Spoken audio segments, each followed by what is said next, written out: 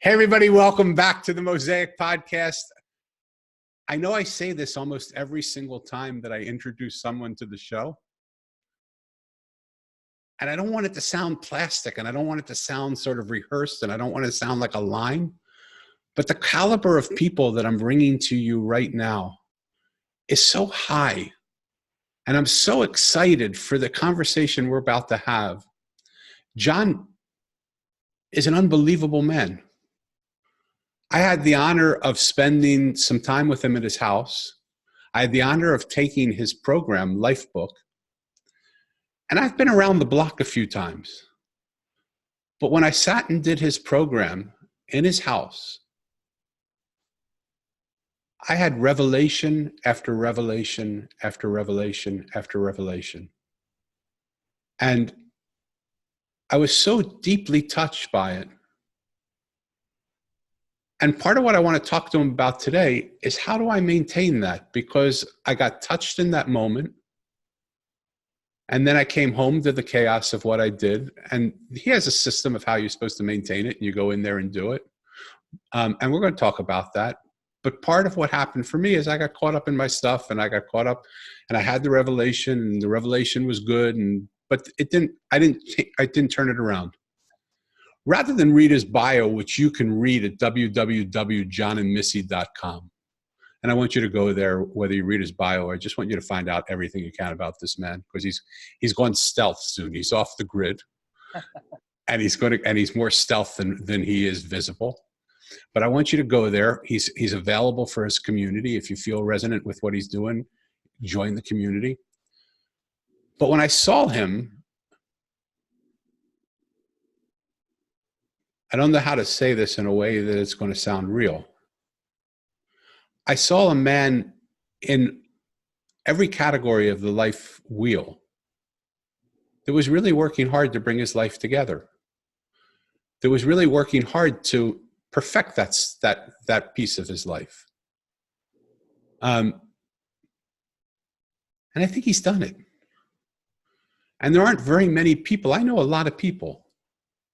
But there are not many people that I know that have been successful in every arena of their life. So what good's a bio to read to you with that? I mean, he's started companies. He has a fabulous relationship with his wife. He has 4 incredible children. He's got grandchildren. He's living the life that he's intended for himself to live. So you can read more about him, of what he's done. But right now I want to get him on camera. You see him here, beautiful man, Jon Butcher. Jon, as a friend and as a buddy, I want to thank you for taking these moments out of your life to just share who you are with this audience of Called the Mosaic. And I introduce you and say thank you for coming. Thank you for being with us, Jon. Oh, it's so good to be here, Danny. Anything for you, brother. I love you, brother. What I like to do is I like to sort of go through a little bit of the hero's journey in these podcasts. Okay. And I like to take a look back at sort of where life started, how it came, what were the things that you suffered with, where are the things that you conquered, how did you move through that, what then came up. And I know even in our pre-conversation, and again, just so everybody knows, and I'm completely transparent, this is a recorded conversation. And Jon and I are going to go to some places where maybe he'll feel completely comfortable, maybe he won't. And I'm giving him complete right to edit out everything, because what I want him to give you is what he wants to give you, not what I want to give you. Okay, so I'm transparent and right up front with that and to the audience that we're talking to. But what did you want to be when you were a kid? I wanted to be a writer. That was my first real, that was probably 5th, 6th, 7th, and 8th grade. I wanted to be a writer. Wow. I'm a writer. You're a writer. So you had intention to be what you wanted to be, and that's what you ended up doing. And so people that, I mean, we're going to get into what Lifebook is, but when you say you're a writer, is Lifebook what you wrote?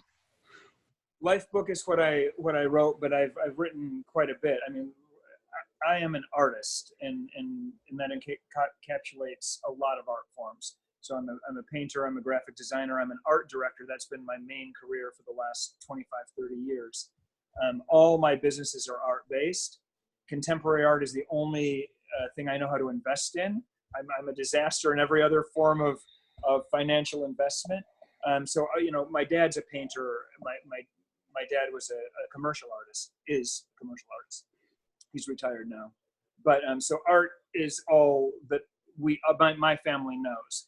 And we're fortunate enough to have figured out, it was a long, hard road, but figured out how to monetize our craft. And that's something that not very many artists are fortunate enough to be able to figure out. So much gratefulness for that. But yeah, Danny, I mean, the Lifebook Program, basically 15 full-length movies. Those scripts had to be written and performed and edited and B-roll and everything. And so I've done a tremendous amount of writing. I'm not a writer per se. I have not written books, although next year I'm gonna write my first book. But yeah, that was what I was really fascinated in from 5th to 8th grade, and it's just wonderful that kind of came back around and is playing a big part in my career. Yeah, fabulous. It's so interesting to see how sometimes we come in just already knowing what it is we want to do, and we have an instinct. Our daughter, my stepdaughter, Anna's daughter, came in and knew she wanted to be a brain surgeon. I mean, that's what she wants, and everything. She gets excited going to the hospital. She gets excited. It's just somehow we know, right? My dad knew that he wanted to be a painter from the time he was 5 years old, and he literally never focused on anything else his entire life. He had 3 jobs to try to put food on the table for his 7 kids. He worked as a short order cook. He worked at a wallpaper store. So it's not that he didn't do different things. But when it came to what he was focusing on for his career, he never even considered doing anything else with his life but being a painter. So I hear what you're saying. Yeah, and he made a tremendous success out of it. He created one of the most loved brands in America today. Yeah, he became actually, I believe, the most successful commercial artist in the history of the world. Precious Moments was the company that he created. It didn't happen until later in life. He was almost 50. And he was a starving artist up until then. So I grew up poor, but then when he hit it, and that gave me a ton of opportunity in my 20s, which is how I cut my teeth on, art direction and so on. But we had an art company, and we were selling his art all over the world, and it was amazing. We're so grateful because so many artists have such a struggle, have such a hard time. That's the common story. And we're fortunate enough to have figured out how to monetize our passion. Yeah, but you stuck with it. Somehow there was a stuck to it with, I mean, so many people would be doing that for their 20s, their 30s, their 40s, but in the 50s, still struggling to get it going, still having 3 jobs. And then all of a sudden it cracks and it hits. And so what I want listeners to hear is the determination that it takes and the knowing that it takes. You can't do that without the knowing that this is what you're supposed to do. It's an absolute commitment to what you want to see happen. And persistence has been sort of the researched character value that is most important when it comes to a successful business career, especially for an entrepreneur starting their own thing. If you don't have persistence, you're almost guaranteed to fail. If you do have persistence, you're not guaranteed to win. But that's what everybody says, that persistence is the cardinal value that you need. So many of us give up right before we break through. Because we can't, and I've done that so many times. I almost gave up, but didn't, and bam, then it all happens. So let's go to an interesting place, because there are people along the way who are going to be listening to this that are going to be saying, God, I crave that quality of persistence where I can just stay with something until it has that moment. And then there are other people that are going to be saying, so how do you know when the moment to make the switch is? How do you know, like there's something in that persistence, and then there's something in the freedom that says, hey, something, as much as I've tried, I'm like hitting my head against the wall. I'm going to move over 2 inches, and wow, there's a door here, and I'm going to walk through. Can you explain that for us a little bit?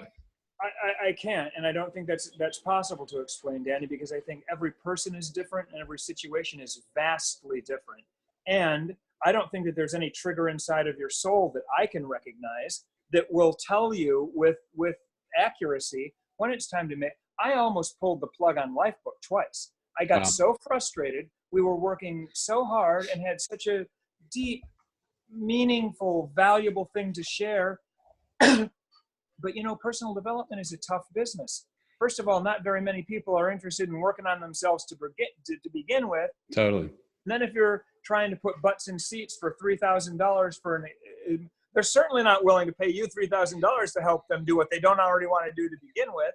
So there were a couple times in Lifebook where I just said, you know, I totally believe in what I'm doing, but I'm not willing to sacrifice my family's quality of life to make this happen. Almost twice I gave up. And then finally I got smart and put my wife, Missy, in charge of the business. And she became CEO on Mother's Day of 2016 and proceeded to blow it up all the way because she's 3 times the business person I am. And so that just happened to work out well. There's other things that I have given up on. I've started a lot of companies. Of the businesses that I've done, I have about a third that have failed. About a third that either didn't do much or the verdict is still out, sort of, right? And about a third that have succeeded, which is, by the way, that's a little bit above average because I think the statistic is that 75% of businesses fail in the first 2 years. It's first year probably. Hard. Yeah, hard, right?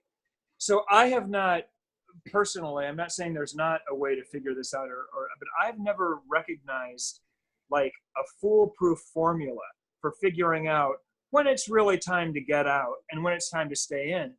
Because the flip side of that, Danny, is that if you're not careful with your purpose, it can eat your life alive. And I've seen this. Talk to me about that, because that's a huge point. You're going to acquire, right? You got to be careful when you get passionate about something and when you get convicted and when you get committed. You've got to be careful not just to put those blinders on and lose your health and fitness and lose your love relationships and lose, so it's a two-edged sword. We need purpose and we need passion and we need commitment in order to accomplish any worthy goals. And that's a big part of life. But at the same time, if we get too wrapped up and too single-mindedly focused, that can really have a devastating impact in other important areas of our lives. Totally. I just said a bunch of words that didn't answer that question intelligently. No, they answered it. They answered it even more intelligently than we realized. And I want to subset it for a minute because I want to get to a couple other things before we go into it. But remind me to come back to that passion, purpose, and what that can do if you don't look at the full circle of your life, because that's what you've done. Yes. And what you've and everything about Lifebook is the persistence and the passion and the purpose of knowing that it all fits together like for me, that's why I loved you from the moment I saw you. It fits together like a mosaic. And when you get the mosaic of everything working together, everything works together and it all supports each other and lifts each other up rather than focusing here and letting this fall apart, which is what I do, which is what everybody does. At that point, a win anywhere is a win everywhere. If you get your health underneath you, it'll have an effect on your emotional life, your intellectual life, your love relationship, your career. A win anywhere is a win everywhere once you've got that mosaic put together. Love it. And that mosaic, by the way, is called Lifebook. And that Lifebook is available in an incredible thing. I'm going to do a little unsolicited advertisement here. If you go to www.mindvalley.com/Lifebook/, what they do here is unbelievable. Here's how committed Jon is to helping you get to the place that you want to get to. You pay $500 to take the program. If you complete the program, you get $500 back. He gives you the program free. Only if you complete it, though. Only if you complete it, right? You have to do what you promised to do. Otherwise, you pay for the people that will complete it. Exactly. And so who does that these days? right? So he's so committed to you being successful that he takes away the burden of any financial responsibility you have if you are accountable to your word and if you do it. So little commercial. That wasn't where I wanted to go, but I believe so much in it, and I really want to talk about it a little bit more. But when you were growing up, what did you think your greatest strength was? Creativity, my imagination. It runs in the family. We were a different family. I'm the oldest of 7. We were well below the poverty line until I was out of high school. And my dad was an artist, which means a different kind of a person. He never threw a ball to me or a frisbee, but he taught me about color and rhythm and repetition with variation and contrast and I mean, I learned so much from him that no kids learn from their parents. It was a very different kind of an upbringing, and wasn't big, wasn't strong, wasn't an athlete until sort of later in high school. I got into athletics, but it was all about creativity and imagination. So, and as beautiful as that was, because I can feel it even in your conversation, even in your talking, how much that meant to you. But were you considered weird, or was it hard growing up because you were different? Was it considered like did people say like, well, who the heck is this guy? He doesn't, well, like, why can't we get him to just play ball with us? Yeah, I was. We were all a little bit different. I just really wasn't noticed very much. I was in a Class A high school and a big middle school, and just really, I was little and insignificant and really only good at art. And so yeah.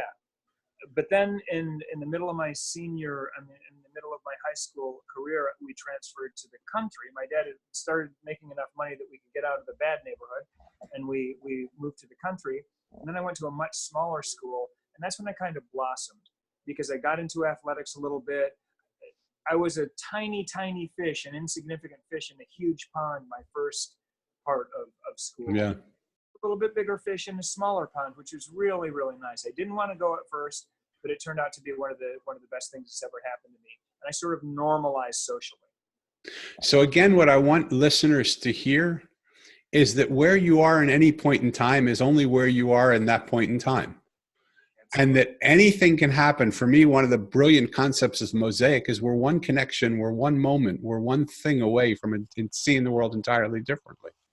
And so when you look at Jon now, and he has every aspect of his life pretty together, it's hard to imagine him even, like when he says it, I grew up poor and we moved from the bad part of town to the country because we could afford it. It's even hard for me to imagine after having seen his house, seeing the way he lives, and he doesn't live opulently, he lives beautifully. And so it's what I want people to see is just with this perseverance and this persistence, anything can happen. Yeah, that's true. So, what gave you the courage when you wanted to close down Lifebook 2 times to keep it going? I'm sure that my lovely soulmate was probably responsible for that. It was a conviction, Danny, that I was out for dinner with my longest business associate. He moved in across the street from me when I was 12 years old. I've known him for 45 years. We built all the Precious Moments companies together. And he said something to me last night that was so fantastic. I even forget what the context of it was. We were talking about, he'd given my 15-year-old son, some advice. And he said, Jon, if I had a painful experience in my life and I was able to figure out a way to get through it, and I see someone I care about going through that same painful experience, and I don't share what I did, I'm an asshole. This person that I love is having pain, going through the same thing I went through, and I have the answer, at least for myself. So I feel a responsibility to do whatever I can to help that person I care about through that situation.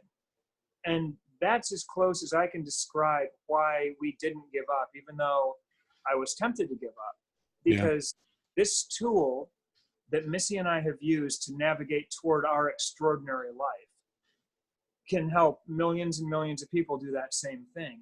And I'm an asshole if I don't share that. I was given a gift that works every time for every person. And so that's kind of what kept me going. And then, of course, the catalyst was what we needed at that point was Missy's beautiful feminine energy to just shine goodness on everything and break the energetic logjam. And boom, we'll have 12,000 people go through the course this year. So what did she actually do that was different than what you were doing that actually made that breakthrough happen? Because part of what I'm hearing is two things that are happening here. One is she shifted energy. And two is you were open enough to allow somebody else to come in and help you, albeit that someone else was your other half. But you were open enough to allow somebody else to come in and do something with it that might give it a chance to succeed. Because so often people just continue doing what they're doing and don't seek the advice or don't seek the help or don't even listen to their loved ones and don't even listen to when the answer sometimes is right in front of them if all they would do is just look at it. So you did that somehow. And I know you, that might not have been that easy for you to do sometimes of just letting that. You know what, though? You're right. So many people do the same thing over and over and want a different result. And I know that that was Einstein's definition of insanity. I know that that's not the way to go. So Missy and I have very, very different styles. Well, the first thing I want to say is she really is a much, much better business person than I am. I'm an expert in a very narrow range of business, and I'm very good at it, but I've got tremendous gaps. Missy's much more well-rounded, and she's got a different style. I'm a lone wolf. I prefer to do my work alone. I've got this kind of Steve Jobs mentality from the standpoint of I'm not interested in going out there and surveying my customers and finding out what they want and need. No, I'm going to create a piece of art. And Steve Jobs said, "You'll know you want it when I put it in your hands." Right? I'm that guy. Right. Missy is completely the opposite. Missy says, and this is a beautiful quote, she says, "Opportunities come in the form of people. Always. Opportunities come in the form of people." So what Missy started doing is working with people, and that is something that I hadn't done. And the very first thing is that Vision at Mind Valley had been after us for years and years to do a program with him. And me being a lone wolf, that didn't really resonate with me. And Miss said, "John, we got to meet with Vision, you know?" And I'm like, "Baby, whatever you want, whatever you want." And so we met with Vision in October of 2016. And he sat down with us and he said, "John and Miss, I have an opening. I have a slot open because one of his authors pulled out. And there, like within 2 months, there was a little slot open." He said, "Do you want to do something?" And I looked at Miss and she said, "Yeah, we do." I said, "All right, let's do it." So we created a little program together. And from day one, it just exploded, and it was breaking records and beating all expectations. So we decided, let's really explore this relationship together. And Danny, you know how brilliant Vision is. And he's brilliant in all the ways that we have gaps, right? Yeah. So we were a match made in heaven. And I saw this exact same thing with Precious Moments. My dad was the creative genius that created the content, and his partner, his licensee partner, Gene Friedman, was the marketer, the showman, the operational guy. He was the genius on that side. And so that same thing is happening with us now. Miss and I are responsible for creating the content, and that's our wheelhouse. Yeah. And then Mind Valley and their amazing team just do such justice to that content when they put it in the world. So that's what happened. I interviewed somebody on the podcast. He was one of the first interviewers. His name was Francis Ciroli. And he had a theory that entrepreneurs fail because they're trying to be all three legs of the one stool. But each leg of the stool needs to have its own person who loves that more than any other leg. And those three legs are creative, marketing, and sales. Beautiful. And really, that's what happened. You stayed in the creative. What's that? I said it's interesting that he made a strong distinction there between marketing and sales. Yeah, because marketing is getting people, and then sales is actually closing those people. You know, and doing that, and you need those three people. The sales guy loves the process of selling. The marketing guy loves getting information out, and the creative loves creating. 100%. And you know, Miss was so good at not just putting together the deals with people, because opportunities come in the form of people, that blew Lifebook up, but she's also just a really great no-nonsense manager. It's funny. She's raised 4 kids and 3 grandkids, and she basically says, being a CEO is mommy's work. Got to make sure that all the kids are doing what they're supposed to do. They all get fed on time. Buffalo comes in. Everyone's got to get fed. I mean, so she really approaches it like that, like she's running a household. Super simple, super no-nonsense, and unbelievably effective, and I am so grateful for her. Yeah. Let's segue a little bit. Let's talk about Lifebook. Okay. And I want you to first of all share with people not what they can find on your website, but share with them what Lifebook is and how it helps people, and which is also on your website. But what made you find this? How did you discover it? What was it about it that came to you that all of a sudden broke through? Okay, so I haven't told this story very much. When I was in my early 30s, Miss and I had started a lot of companies. We'd had a lot of financial success, and I was not living a very healthy lifestyle. It was the early 90s. We were making records. We were in the club scene. We were living like rock stars, full on. Burning the candle at both ends. Very stressful, but exciting. It was exciting. We were running these businesses. We were living like rock stars, traveling all over the world, doing too many drugs, drinking too much. But we were doing our thing, just having turned up all the way to 11 life. And I had to pay a toll for that. So when I was 32 years old, I had my first panic attack. And it happened in a horrible way, Danny. I was opening a board meeting at $1 billion company. Wow. And before I'd been drinking and smoking all night. I think I got 3 hours of sleep. My breakfast was 3 cups of coffee and 3 aspirin. That was my breakfast. Wow. That's how I decided to get the proper nutrition to go into this meeting and crush it, right? Well, you still kept it balanced, 3 and 3. No, exactly. So if you guys ever need a recipe for a panic attack, that's the recipe. Wow. If you want a panic attack, do that. Wow. So I'm in this meeting, opening this meeting, and I literally lost control of myself. If you never had a full-blown panic attack, it's one of the most horrifying things you can experience. I mean, you can't think, you can't see, you can't hear. You just lose control of yourself physiologically. And for a control-oriented person like me, that was a horrifying experience.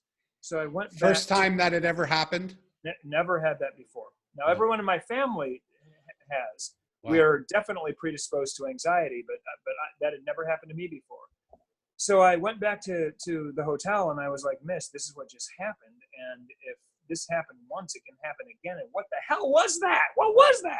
What just happened to me? It was like that. So did a little research, went to a doctor. The doctor said, that was a panic attack. I can prescribe medication for that. And Danny, I've lost 2 younger brothers to drugs and alcohol, and how I lost my youngest brother was through the prescription drugs, starting off with all the drugs that push anxiety, the tranquilizers, right? Yeah. So I seen that, and I was like, no, I'm not doing that. I got to figure out a different way. Bottom line is, I had a couple more panic attacks that year, always tied back to not taking care of myself. Too many toxins in my butt, but I didn't put that together yet. Yeah. So here's what happened when I think it was the spring of my 32nd year. I was on a trip to Switzerland with Miss, and I had a panic attack, and it didn't go away on the plane, and it didn't go away in the airport when we got back to Chicago, and it didn't go away when I was in my living room. It had generalized into a severe anxiety disorder. And I was housebound for 2 months. I had full-blown agoraphobia. I couldn't leave the house. Wow. I was as broken as you can be without having without getting run over by a truck. Wow. Inside, I was done. I called everybody that worked for me and said, look, there's no transition plan. I'm looking over the edge of a very scary place right now, and I got to take some time to get it together. You're on your own until further notice. That was my company plan. During that time, my dad, who knew the struggles I was going through, he was watching late night TV one night, and he ordered 2 personal development courses for me that he thought would help. I had never done any kind of personal development. I didn't even know what it was. Wow. He ordered a program called Attacking Anxiety by Lucinda Bassett.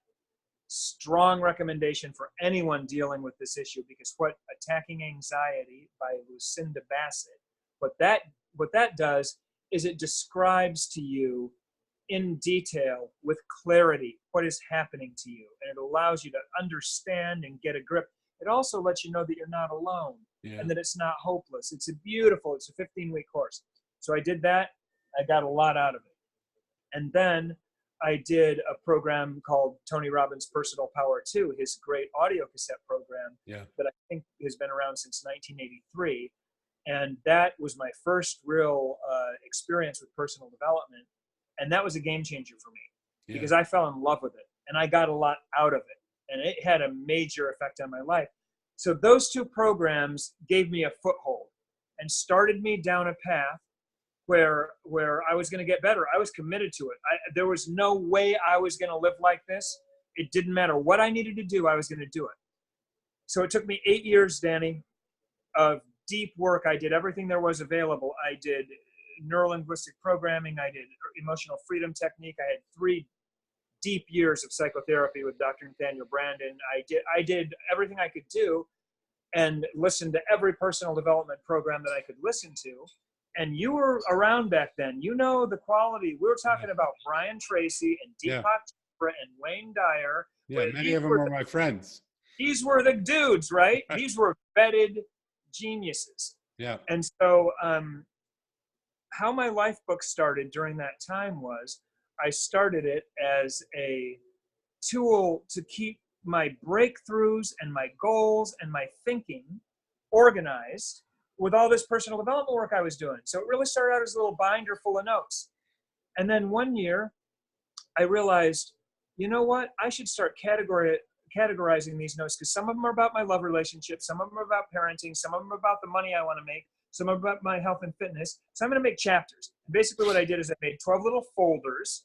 I sat down and gave a lot of deep thinking to what are the most important areas of life that I really have to master if I want an extraordinary life. And at the end of the day, Missy and I came up with 12 of them. And I'll just go through them real quick. Your health and fitness, your intellectual life, your emotional life, your character, who are you deep inside and what are you all about, and your spiritual life. Those are your personal life categories. Those are you separate from the rest of the world. Then we go into three relationship categories: romantic love, parenting, and your social life. And then we have the business categories, your career and your financial life, which are definitely separate. They're totally tied together, but they're also definitely separate and have to be thought of. Then your overall quality of life and your overall life vision. These were the 12 areas that Missy and I said, if we can learn to master these 12 areas, we will have mastered living as a human being on the planet Earth. These are the things that we need to focus on. So then I went after it. Here's what Lifebook is. Lifebook is a 120-page book that you write about yourself, about the person that you want to become and a life you want to live. What we provide is an empty system. These are empty buckets that you fill up with the content of your own mind. We don't tell you what to believe. We don't tell you anything. We're here to encourage you and inspire you. We give you examples of us and what other people in history and what other Lifebook members think and do. But at the end of the day, you are the author of your Lifebook. And your Lifebook is a result of asking yourself 4 critical questions across 12 categories of your life. That's the structure of the program. 4 questions, 12 categories. So for your health and fitness, your financial life, your love relationship, here are the questions you ask yourself. What precisely do I believe about this area of my life? And why do I believe that? And are those beliefs something that have come to me from childhood that are no longer empowering me? And do I need to change some beliefs to some more empowering beliefs? So what's my philosophy here? And that's incredibly eye-opening. Yep. Number 2, what with clarity do I want in this area of my life? What does an extraordinary love relationship mean to me? Time out for a minute, because I want to just these questions that you're asking, did you get bounce back from people? Because people don't ask those questions. I mean, even just looking at the 12 areas, asking your first question, I can imagine the first time that you gave the course to people going, well, what do you mean? Like, I don't know what that, I don't know. Right. We really had to help people through, I mean, that's what Lifebook is. Lifebook is a structured process that guides you through the system and empowers you to fill up these buckets with the content of your own thought. No, I never got into, listen, I use Lifebook as my own tool to create my own extraordinary life for 15 years before I ever so much as showed it to one other person. I never opened that book up for 15 years. So I didn't ask anyone's opinion. This was my tool, except me and Missy. So back to the 4 questions. The first is, what do I believe about this category? The second is, what with clarity do I want out of this category of my life? What is my vision? The third question is, why do I want that? What is the purpose behind that vision? That turns out to be a game changer. And the fourth question is, okay, if that's where I want to go in my financial life, in my career, in my love relationship, in my health and fitness, what do I need to do to get there? What do I believe? What do I want? Why do I want it? What do I need to do to get it? Across 12 of the most important areas of life. And we've been doing that for 25 years. So when did you get to the place where you realized that each one of those pieces were dependent on all of the pieces? That came later, Danny. That was a discovery. So all of a sudden we're working with these 12 categories and we're realizing we're seeing massive transformation in our lives and in other people's lives. And we're like, this guy has always been after a breakthrough in his health and fitness, but he's never been able to achieve it until he got to the parenting category. And then he realized that the reason he was never going to do this for himself, but the reason that he's absolutely committed to higher levels of health and fitness is so that he can be a good example for his children, and so that he can be around longer for his children, so that he can have a higher quality of life with his children, so he can wrestle his 15-year-old kid, so they can go up Machu Picchu with his love. And you know, so we all of a sudden started seeing health and fitness breakthroughs in parenting and in love. We started seeing career breakthroughs in health and fitness. We started seeing all this category interconnectivity is what we call it. And we're like, oh my God, there's a science here. And so we started going deep into it. And at the end of the day, the bottom line is a win anywhere is a win everywhere. And so were you analyzing data, or were you just getting reports back from people? Were people telling you, like, I can't believe it, now I want to be healthy because I want to be a good parent? Or were you actually analyzing? You know, we have, and the way that your viewers should start, if they're interested in exploring a little bit about Lifebook, is they should go on and take our assessment. Go look for the Lifebook assessment online. It's on the Mind Valley site. So it's the most sophisticated lifestyle assessment in the world. It takes about 20 minutes to fill out. And at the end of that assessment, you're scored in each of the life categories. You get a score in the 12 categories and an overall score called your life quotient that tells you where you are on the personal development journey. And you get customized recommendations based on your scores for where you should focus to get the highest leverage in moving your life forward. That's the science that we've created. So we've got empirical data that we can look at, and we've also got these transformational stories that we're looking at, and we're really realizing that if your breakthrough in any area of life has eluded you up to this point, it's highly likely that the breakthrough is going to come in another category that's going to completely make that possible. So counterintuitive, right? Because you would think you focus on your health and you're going to get healthy, but it's emotional things maybe in your parenting or in your love affair or in whatever that keeps you from having that. Yes, you get your health underneath you. You're going to have a better sex life. You're going to have more energy to bring to your career. There is all kinds of studies that have been done that can show that if your physical body is more healthy, you're going to be able to think more clearly. So your intellectual life goes up. Your emotional life for sure depends on your levels of health and wellness. So these categories, all of them support the other categories and are supported by the other categories, which is why it's so magic. And it seems like, correct me if I'm wrong, that the answers to those questions evolve as we evolve. Or do You they mean those stay the 4 questions? same? Yeah, well, yeah. As you answer though, if you look at those categories and you ask yourself those 4 questions, last year the answers will be different than this year if you're actually doing the work. You're correct, Danny. This is a dynamic process. Your life book has to change as you change, or it becomes a less effective tool. Just in the category of parenting, I mean, these kids are different humans every 6 months. It's Yeah, hard to keep up with them, right? yeah. But you're 100% right, which is why Missy and I go through life book about every couple of years, especially if we're pushing for a big new life vision. Or life book is best anytime you're in a big transition. You're getting married, Fabulous. you're getting a divorce, you're graduating from college, you're changing careers. Anytime you're getting ready to start a big new chapter of life, sitting down and thinking through, what am I doing here? What kind of a person am I trying to become? What kind of a life do I want to live? And getting clear on what you want in each of these categories is very helpful. So when we were talking earlier, first of all, thank you. And if people have any question, get on the damn page and try it out and do it. And if you do it, he'll give you the money back, right? You have nothing to lose. You have everything gained. We talked about, and this could be editable. Okay. So we talked about the fact that you're in a place now where you have really changed your life a lot. You've gone from Chicago and living in the States, and now you're living in Hawaii. You've gone a little bit more off the grid. You're pulling back a little bit. How did you use your life book now to help you manifest and create this new life that says, I'm going to just talk to the people that are interested in talking to me. I don't really want to go and address all the naysayers and all the things that are going on. Why do it? Why share with me what you actually think rather than me trying to paraphrase it? Okay, so basically, what the highest use of life book, there's a number of different ways to use your life book.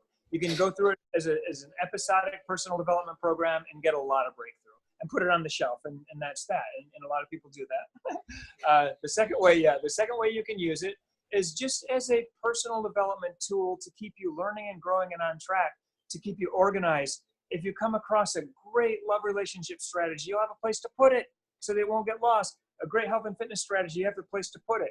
And just to use it as a really solid personal development tool to make sure that you're staying in balance and so on. Or you can use it the way Missy and I use it, and the way the most successful members of our community use it, which is to create a vivid, crystal clear description of the life that you intend to live, and then to move toward that life with intention every single day. And the way you do that is you completely dial in that life vision, and we help you do that. We help you get crystal clear on what it is that you're going to build. And then you need to put a goal setting and goal accomplishment system in place against that life vision to make sure that your energy is being focused on it. We help you put a habit tracking system in place that takes the small daily choices that you're making. These are simple. Drink a smoothie, delight your spouse, play with your kid, do your workout. These are simple things that you want to be doing every day. They're so important. We call them your 12 sacred choices. And we want to align your habits with your life vision. You want to align your goals with your life vision. And then you've got to have a measurement process in place that allows you to understand whether you're getting closer or farther away from your goals so that you can adjust if necessary. That is not a sexy thing to do. It's a very overlooked strategy, but it's absolutely imperative if you're serious about, and if you're committed about building that ideal life that you want to build. So that's the process. That's how you use Lifebook to get to your life vision. Missy and I have done it twice. So Danny, you experienced our first life vision in Chicago. We're living in this amazing estate outside of the city of Chicago. We've been to 100 countries. We've lived all the way up to 11 in the material world. And we're also very spiritual people, but the companies, the boats, the cars, the yachts, all that stuff. We did all that stuff. And our life book is what got us there. We envisioned living this life where we were creating the highest possible quality of life we could, living a life of luxury, helping people around us do the same. That was amazing for 25 years. And then it was time for something different. And so pause for a minute. what happened that made it time for something different? Good question. Danny, we literally got to the end of that road. We literally got to the end of the road. It's like, okay, we're living in a 17,000 square foot mansion. We've got a penthouse above the Four Seasons in Chicago. We've seen half of the world, more than half of the world's countries. We've gone as far as we can go in this particular world. And as evolved as we like to think that we are, and as much as we've worked on ourselves, we hit a pretty hard patch. And all of a sudden we were drinking more than we should be. And we were searching around for the next big high, and it wasn't coming, it wasn't happening. And we realized we've squeezed just about every bit of joy and juice as we can without starting to fall back into an uncomfortable, maybe unhealthy situation. It's time for something new. So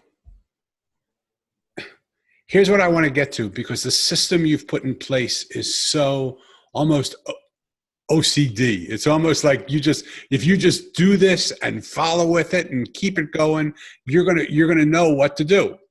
Where did your Lifebook process that got you to that place where you got to need to be revamped, so that you all of a sudden saw that your destination was no longer your destination?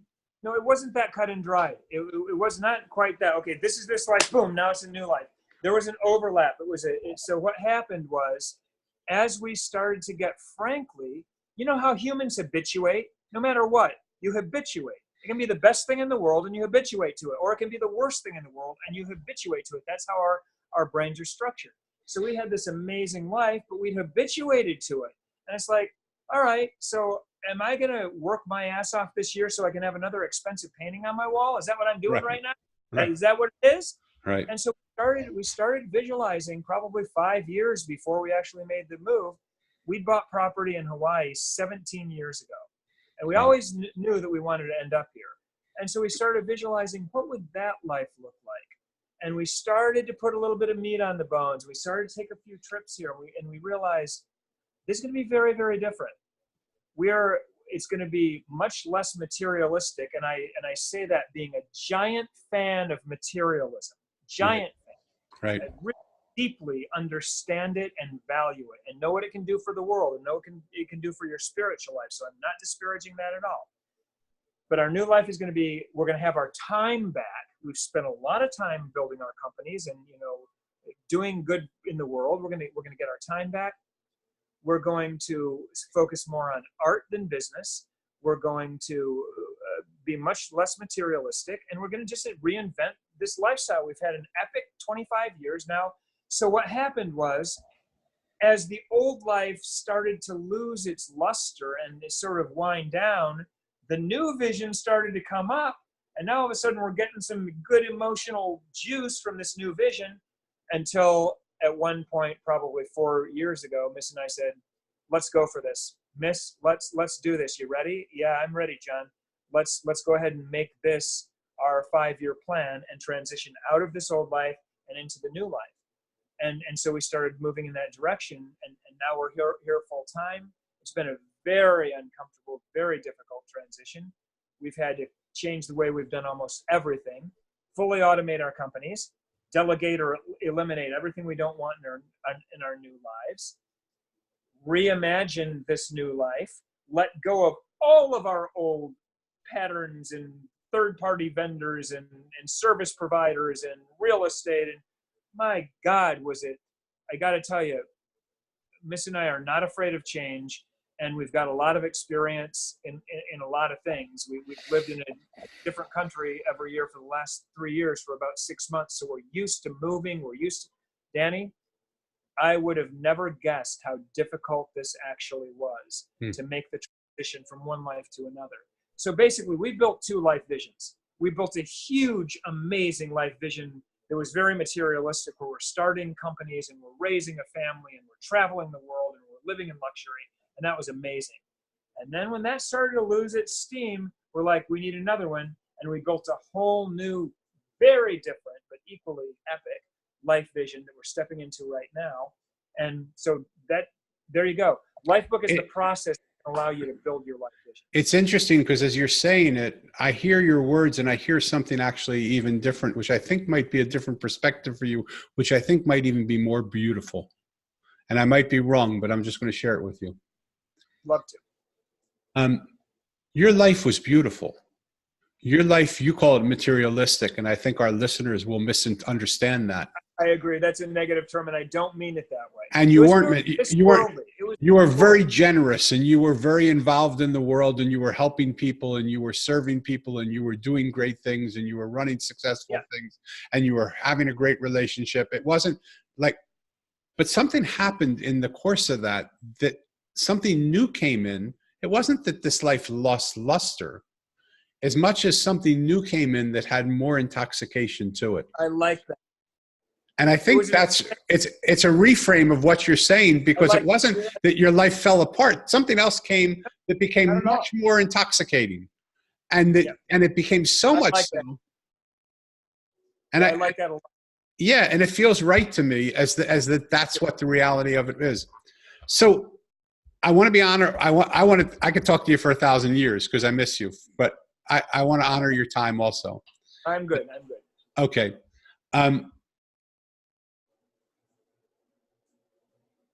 So do we have another 5 or 6 minutes or so that we can go? Yeah. Okay, great. In that transition from the life that you knew, and it was really a good life. I mean, you guys lived a great life, right? But not only a great life for yourself, a great life for other people. You're generous and kind and help and supportive and feeding people and taking care of people and doing amazing things and finding great partnerships and doing all that stuff. Out here, you were successful, but not only in the financial part, but in the soul part of it. Right, 100%. And now this new intoxication comes in and says, you know what, guys? We want to shut that off a little bit. Like, let's revamp, and let's really start to see what it's like to be really the life that I'm a monk. I've always been a monk, right? And it's not that you're becoming monastics, but it's that this world out here has less value to us or importance to us because there's something that's coming into us. Was it a spiritual evolution? Was it a spiritual place that pushed you? What was the thing that intoxicated you to overrun this beautiful life that you were living, that you call materialistic? But I want to really say that it really, there were materialistic parts of it, but it was a generous, kind, humble, good life. No doubt. For sure. Right? So what has the power for, because there are a lot of people that are going to listen to this and say, well, hold it. How in the hell did he do that? I mean, that's what we all want.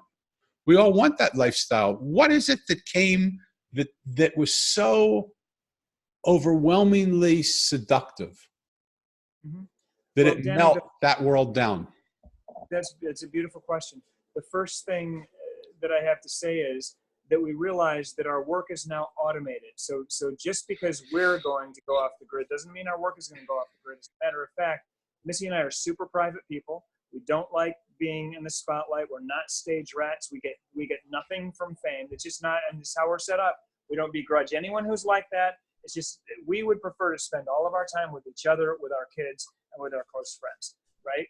So knowing that our work is going to continue, and that not only is it going to continue, it's going to explode. And as it explodes and gets more and more popular and helps more and more people, we are going to be less and less accessible. We don't need to. We've spent the last 10 years putting this down so that other people can take advantage of it. Now we've got our freedom back and we've got our time back. So we're able to continue to do the great things we're doing in the world without spending our daily time on it. And then it's just where I am at this point in my life at 57 years old. And you know, I've done my building years. I've put my great work out there. And now I'm interested in going more inside, and Missy is too. Although Missy, I have a feeling, will play a little bit more of a public role than I will. But we don't want to, we don't like where this country is right now. we're very concerned. We haven't handled social media particularly well. I think there are positives and negatives about all the technology we've got right now, but things are so polarized and they're so mean-spirited, and we're just look. We're going to engage the rest of the world on our terms. Period. So we're fully plugged in when we want to be, and we're unplugged when we want to be. That's the concept here. We're not really interested in sharing with people who don't want to be shared with. We're not interested in talking with people that don't adhere to our standards and values. And, you know, it is what it is. Yeah.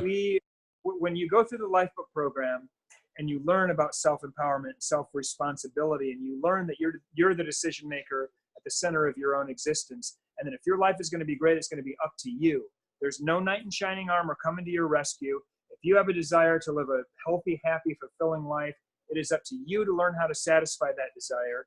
You're the author of this thing. You're the driver of your own ship. People start to understand that and get excited about it and start to want to build their lives consciously. Those are the kind of people we want to hang out with. And those are the kind of people we want to help.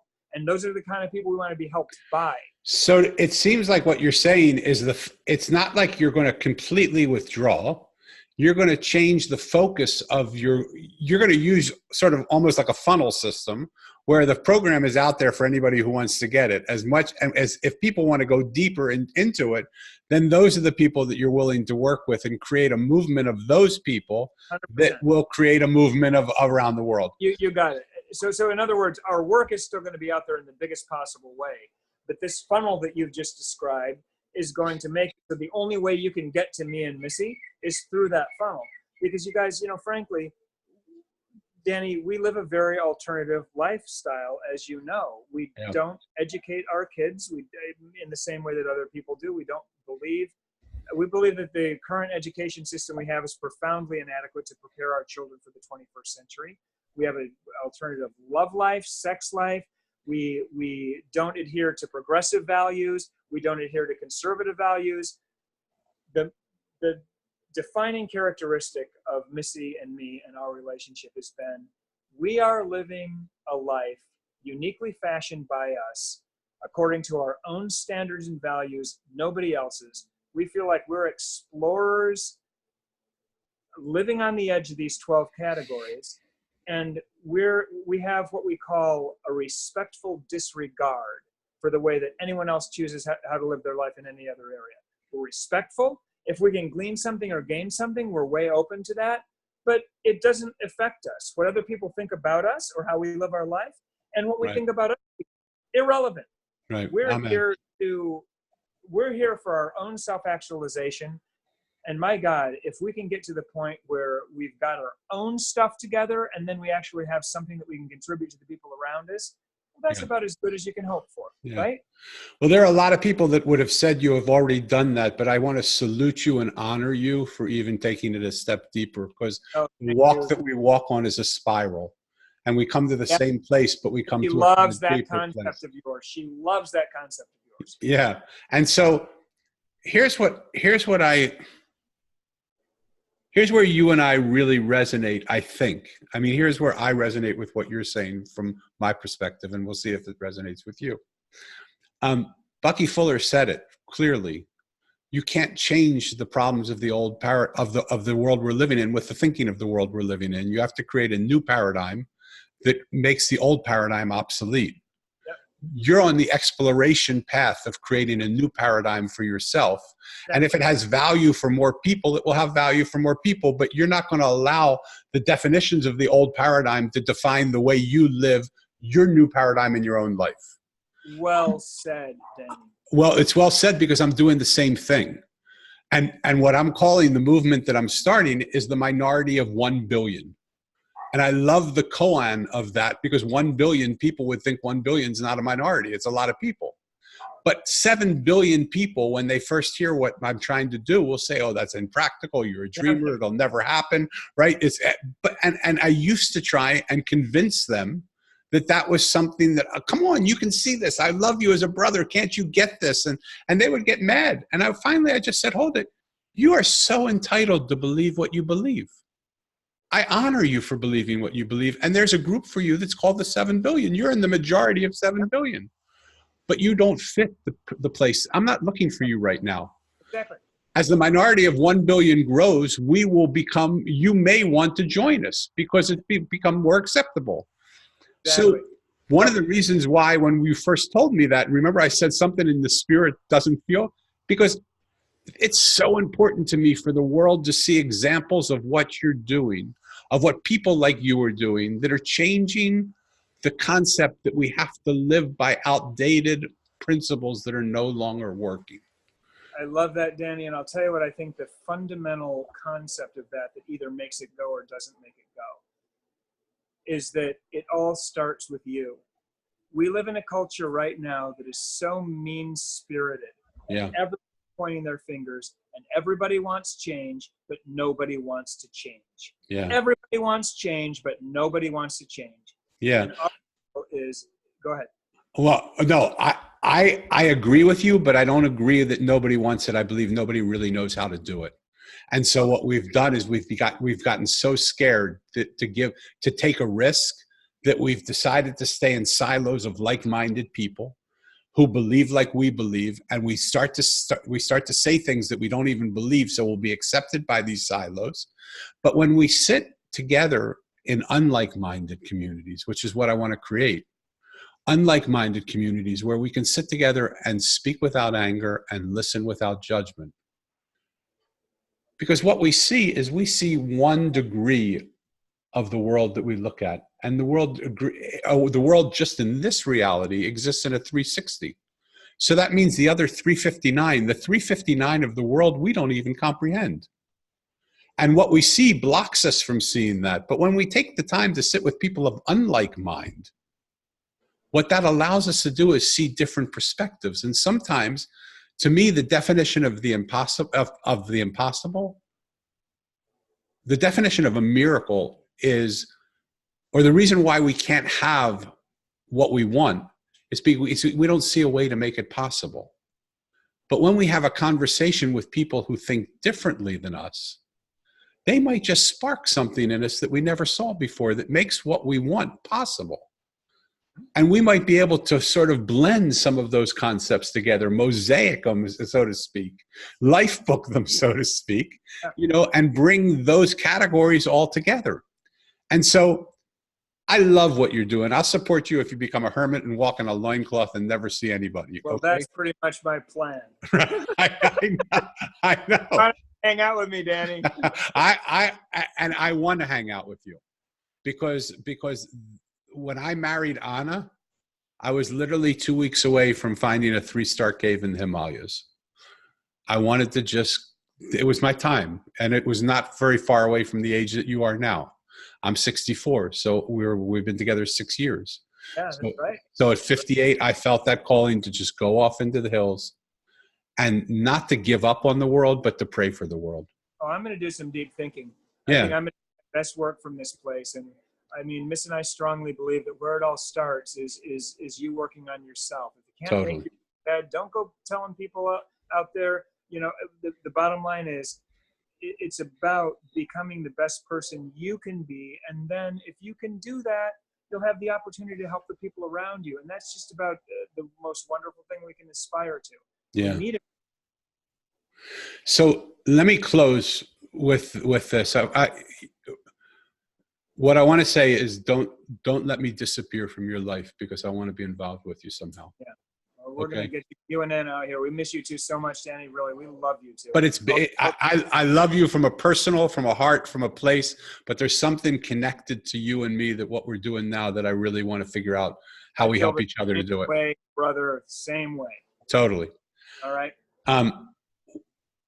How I end every podcast is I ask, and you've already talked about it, so I think I know the answer to the question, but I just want to ask it and then follow it up.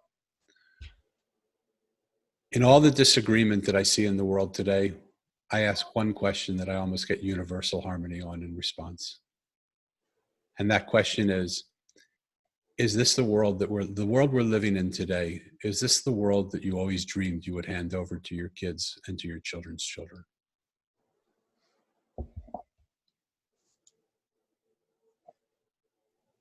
I have to answer that question probably different than you're used to hearing it answered. I love it. I'm a student of history. And I think that the number one greatest problem in the world today is the unbelievable lack of gratitude for what we have, based on the ignorance of what life used to be like. The modern mind can't even wrap itself around how life used to be for human beings of every size and shape and color and sexual preference. Doesn't matter. None of that stuff matters. It was a shit show. Yeah, Climbing down out of the trees and trying to forge a civilization. It was horrendous. And if you just study a little bit of history, you'll understand what that is. The modern world is a miracle. Totally. Some people refer to it as the patriarchy. Some people see it as a cesspool. We have our different ways of seeing it. It's a mixed bag like anything else, Danny. You know, they used to say that people are poor or people are disadvantaged because they don't have any access to information. Well, that turned out not to be right. We've got the total sum of human knowledge in our pockets at the speed of light. Yep. Are you kidding me right now? Yep. It's how you use that information that will determine whether it will ruin your life, or you can take Harvard courses for free, or you can get addicted to porn. And anything in between. It'll ruin your life, or it'll take your life to the absolute next level. No, I'm not super thrilled with where the world is in a lot of respects. But I think that if we could just everybody on both sides, lose a little bit of our self-righteous moral indignation, yep, and start trying to be a little bit more tolerant of the views of other people, and more than anything else, being grateful for the unbelievable lives that we all have, that the world would be a better place. Look, I think that we're at a precipice right now. And, you know, Ray Kurzweil talks about this. We're heading toward the singularity. And my belief is that if we go over the edge, not holding hands, if we go over the edge divided and hating each other, we're going to have problems. We need to be together. And we need to reach down in our souls right now and find something deeper that connects us. Politics is our big problem right now. Can we transcend this? I don't know. But I'll tell you, I'm happy, very, very happy that my kids are growing up in a world where they have all the opportunity. Yeah. And we all have opportunity. Anyone with a friggin' smartphone has the sum total of human knowledge at their total disposal. Yeah. All you got to do is learn how to use it. So I got to say, no, this isn't the world that I expected to turn over to my kids. It's definitely a mixed bag, but I'm trying to focus on the positives. And me and my wife are trying to forge a new way of living on this planet based on the resources that we have available. And if we do a good job at this for ourselves, then we'll share it with others and see how they feel about it. So you answered the second part of the question too, which is what I love, which is how do we change it? How do we make it that way? And you already answered it. Oh, great.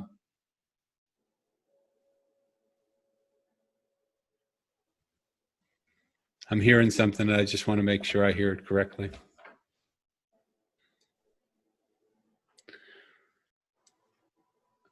Really what I want to do is make it into a closing statement for the podcast. So if I can, I really just want to thank you from the bottom of my heart. I know you are pulling back from all this, and I know that even we had a conversation and I even gave you the right to not, do this. And I'm so touched and so happy that you did. Thank you. Because here's what I want people to get from this if they can. Not only did Jon and Missy create a system that will make your life the life that you want it to be if you choose to engage in it and to continue to engage it. Don't just engage in it like I did and then let it go. You got to re-engage in it, and you've inspired me to re-engage in it, which I like. But they're doing it again. They're doing it again by saying to the world that at the top of the game, not at the bottom of the game, we've got to do something to change this. We love and we're so grateful for the world that we've been given. Most of us listening to this podcast, our worst day would be the day that 95% of the country, the world dreams of having. That would be our worst day. So they would dream of that being a day, having one day like that. So the gratitude we have to feel has to be so amazing. And it's time for us to stand up and take responsibility. It's time for us to no longer let the world's momentum continue to go in the momentum.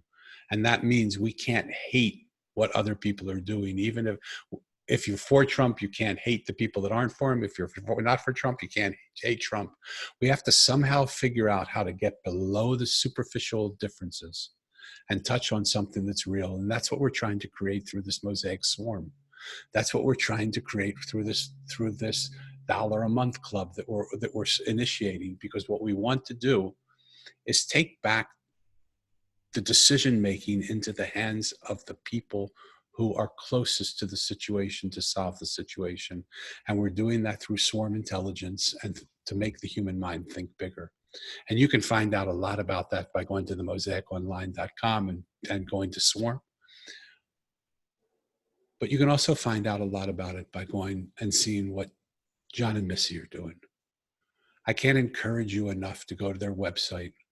I can't encourage you enough to take their Lifebook program.